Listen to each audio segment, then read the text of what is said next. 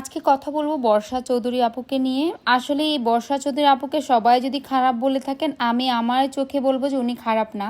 কেন খারাপ না এটা হয়তো বা আপনারা বলতে পারেন যে আমি কেন উনাকে সাপোর্ট করছি। উনি একজন মহিলা, যে জায়গা থেকে উনি এতটুকু স্ট্রাগল করে আসতে আসতে আজ এতটুকু পর্যন্ত এসেছে, উনার আসলে কপালে শান্তিটা হইল কই।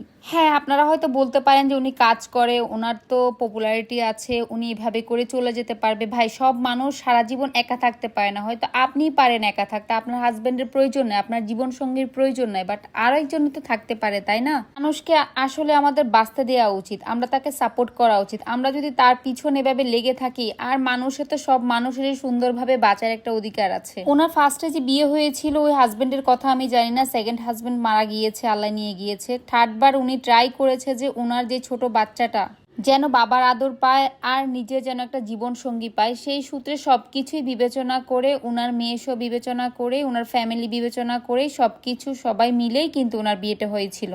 আমার মনে হয় কি, কিছু কিছু মানুষ আল্লাহর তরফ থেকে কখনো কপালে শান্তি নিয়ে আসে না। আমি জানি না এই দুনিয়াতে সে কখনোই শান্তি পায় না, পরকালে সে শান্তি পাবে কিনা। হয়তো বা আল্লাহ তার জন্য পরকালে ভালো কিছু রেখেছেন।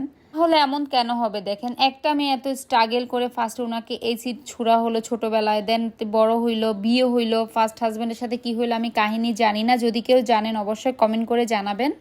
অ্যান্ড তারপর সেকেন্ড হাজবেন্ড মারা গেল। থার্ডটা হলো যে মানে পড়ে গিয়েছে খারাপটা, টাকার জন্য তাকে বিয়ে করেছিল।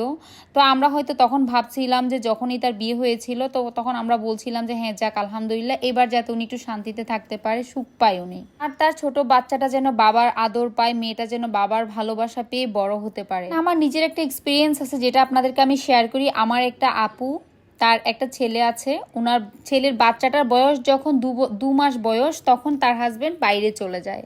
অ্যান্ড আমার আপুটা কিন্তু আর বিয়ে করেনি, হাজবেন্ডের জন্য ওয়েট করতে করতে 5 বছর পর ভাইয়া ওনার সাথে যোগাযোগ করার পর দেন সবকিছু ঠিকঠাক। এই 5 বছর অনেকে অনেক কথা বলেছে, আপু কিন্তু ওনার জায়গা থেকে কখনোই নড়েনি। আপুর সেই 2 মাসের বাচ্চার বয়স এখন 35 বছর। এই 35 বছরে কিন্তু আমার দুলাভাইটা দেশে আসেনি।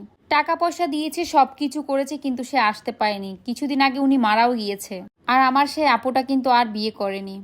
তো এটা একটা উদাহরণ মাত্র, সব মানুষ একা থাকতে পারে না। আমার আপু পেরে গিয়েছে, হয়তো বা উনি গ্রামের মানুষ হিসেবে বলে, কিন্তু বর্ষা আপু পারেনি। তো তাই বলি কি আমরা তাকে সাপোর্ট করব না?